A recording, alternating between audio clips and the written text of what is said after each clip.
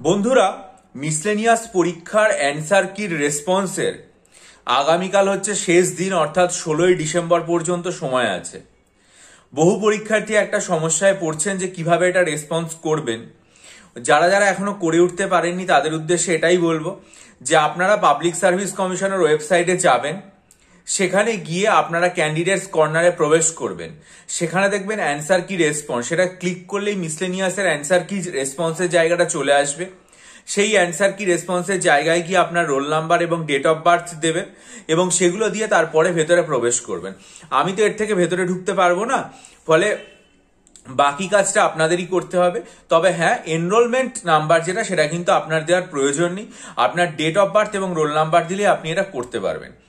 আমাকে বহু পরীক্ষার্থী একটা প্রশ্ন করছেন যে যারা যারা অ্যান্সার কি রেসপন্স করবেন নম্বর কি শুধুমাত্র তারাই পাবেন, নাকি যারা রেসপন্স করবেন বা করবেন না যদি সেটা পরিবর্তিত হয় নম্বর দেওয়ার ক্ষেত্রে, তাহলে সবাইকেই দেওয়া হবে। প্রথমেই এই জায়গাটা ক্লিয়ার করে দেওয়া যাক। ধরা যাক একটা উত্তর অ্যান্সার কিতে যেটা দেওয়া হয়েছে সেটা ভুল দেওয়া হয়েছে, তারপর রিভাইজ করে অ্যান্সার কি দেওয়া হলো, সেখানে উত্তরটাকে ঠিক করে দেওয়া হলো।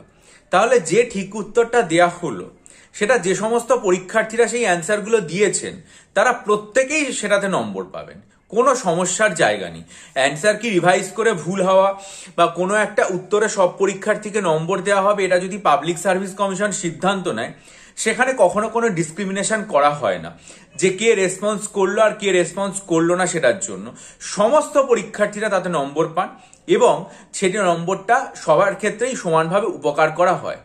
কিন্তু ঠিক এই জায়গাতেই একটা কথা আছে, আমি একটা উত্তর দেখতে পাচ্ছি এখানে ভুল আছে, কিন্তু আমি মনে করলাম যে না, আমার এটা জানানোর কোনো প্রয়োজন নেই, আমার বন্ধু বান্ধব আমার সহপাঠী কেউ একজন জানিয়ে দেবে, তাহলেই তো ঠিক হয়ে যাবে, আমি তাহলে আর কি নম্বরটা ঠিকই পেয়ে যাব।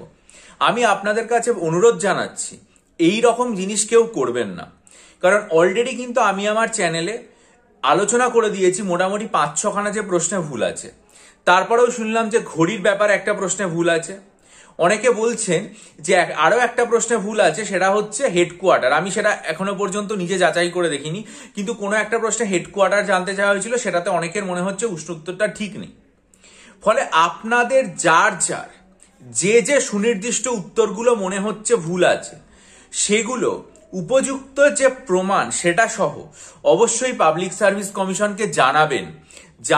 এই কারণ এরকম দেখা গেছে যে কোনো একটা উত্তর সেটা হয়তো ঠিক হয়ে যেত, কিন্তু সেভাবে পরীক্ষার্থীরা জানালো বলে হয়তো রিভাইজড অ্যান্সার কিটে উত্তরটা ঠিক হলো না, উত্তরটা ভুল থেকে গেল। সেটার প্রভাব কিন্তু সমস্ত পরীক্ষার্থীদের ওপরে পড়বে এবং সবারই মার্কটা নেগেটিভ হয়ে যাবে। ফলস্বরূপ ওটা ঠিক হলে হয়তো কোনো একজন পরীক্ষার্থী কাট অফ মার্কস পেরিয়ে যেতেন, কিন্তু তিনি নিজে আর জানাননি, ভেবেছেন তার বন্ধু বান্ধবরা জানিয়ে দেবে, তার ফলে সেটার প্রভাব কমে গেছে। ফলস্বরূপ আর সেটা আর ঠিক করা গেল না।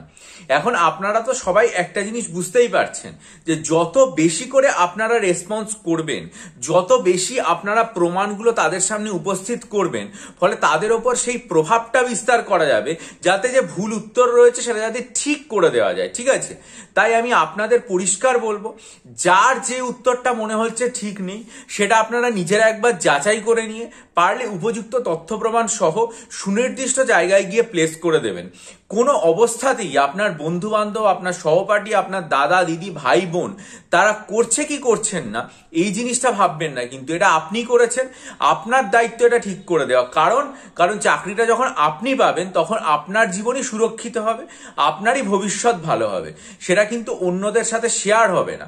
সেই জন্য আমি একটা কথা স্পষ্ট বলছি যে আপনারা কেউ এরকম মানসিকতার দ্বারা পরিচালিতই হবেন না যে না ঠিক আছে আমি তো করব না, আমার পাশের লোকটা করে দিয়েছে, আমার ওই দাদা করে দিয়েছে, আমার ওই বন্ধু করে দিয়েছে, এতেই হবে। একেবারেই নয়, আপনারা প্রত্যেকে করবেন, কারণ যত বেশি করে করবেন তত সেই উত্তরটা সঠিক আকারে আসার প্রবণতা বাড়বে এবং আপনার একটা সুনির্দিষ্ট কাট অফ মার্কস পেরিয়ে যাওয়ার প্রবণতা বাড়বে।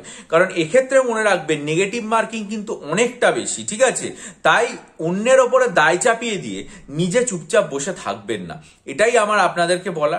উত্তর যদি ঠিক হয় তাহলে কে রেসপন্স করলো, কে রেসপন্স করলো না সেটার দ্বারা নির্ধারিত হবে না, নম্বর সবাইকেই দেওয়া হবে, কিন্তু সেই উত্তরটা যাতে ঠিক হয় সেটার জন্য আপনারা নিজেদের দায়িত্বে নিজেরা প্রত্যেকে জানাবেন। আগামীকাল পর্যন্ত সময় আছে।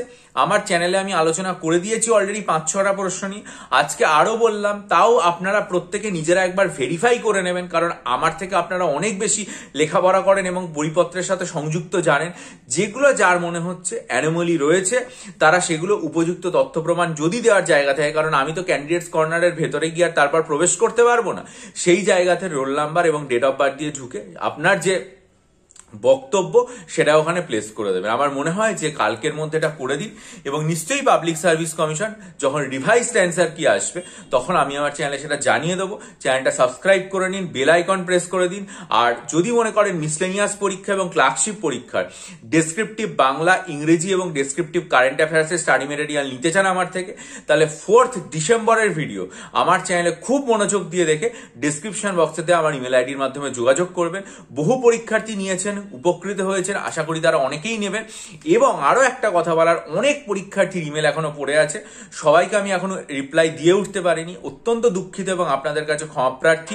ধীরে ধীরে আমি সবাইকেই জানাবো, আপনারা নিশ্চয়ই আর কি সেটা নেবেন এবং তারপরে আমাকে ইমেলের মাধ্যমে যোগাযোগ করবেন। ভিডিওটা ভালো লাগলে লাইক করুন, বন্ধুদের মাঝে শেয়ার করুন এবং অবশ্যই আপনাদের গুরুত্বপূর্ণ মতামতটি আমাকে লিখতে করুন। ভালো থাকুন, বিজয়ী হন, সফল হন।